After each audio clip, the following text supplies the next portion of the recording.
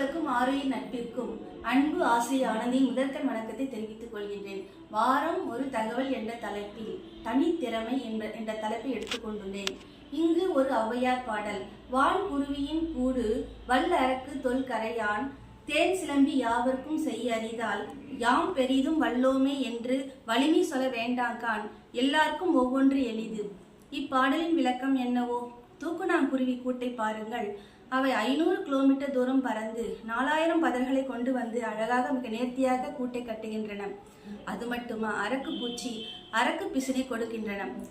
கரையான் புற்றை பாருங்கள். அவை 500 முதல் 5 லட்சம் பூச்சிகள் வாழக்கூடியது. அது மட்டுமல்ல, தேன் கூட்டை பாருங்கள், அளவெடுத்து செய்தது போல் உள்ளது. சிலந்தி வலையை பாருங்கள், என்ன அழகாக கட்டுகின்றது. இவையெல்லாம் மனிதரால் செய்ய இயலுமோ? ஆகையால் திறமை என்பது எல்லோரிடமும் ஒரே மாதிரி இல்லை. இறைவன் ஒவ்வொருவருக்கும் ஒவ்வொரு தனித்திறமை கொடுத்துள்ளார். ஆகையால் மற்றவர்கள் எள்ளி நகையாடாதீர்கள், கர்ப்பம் கொள்ளாதீர்கள், எல்லோரையும் மதிக்க கற்றுக்கொள்ளுங்கள். 10ஆம் வகுப்பு 12ஆம் வகுப்பில் குறைவான மதிப்பெண் எடுத்த மாணவர்கள் கண்டு அவமதிப்பு செய்யாதீர்கள். அவர்களுக்குள்ளும் தனித்திறமை ஒளிந்திருக்கும். கண்டுபிடித்து அவர்களை வாழ வாழ்த்துங்கள். மீண்டும் ஒரு முறை நன்றியை தெரிவித்துக் கொண்டு விடைபெறுகின்றேன். நன்றி, வணக்கம்.